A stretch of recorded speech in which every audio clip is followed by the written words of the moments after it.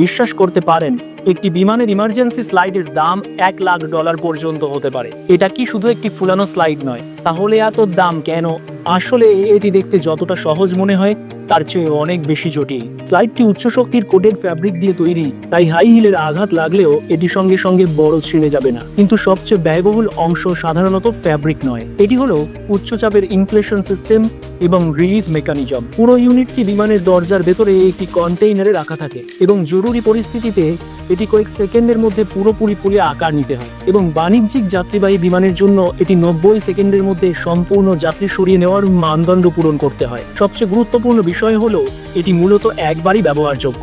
যদি এটি ভুল করে খুলে যায়, এটি নিজে থেকে আবার গুটিয়ে যায় না। কিছু এয়ারলাইনের তথ্য অনুযায়ী শুধু এটিকে আবার গুছিয়ে রাখতেই প্রায় $12,000 খরচ হতে পারে। আর যখন এর সাথে পরীক্ষা, মেরামত এবং ফ্লাইট বিলম্বের খরচ যোগ হয়, তখন মোট খরচ প্রায় $3,00,000 পর্যন্ত পৌঁছাতে পারে। তাই পরের বার আপনি যখন বিমানে উঠবেন, সেই হ্যান্ডেলটি স্পর্শ করবেন না।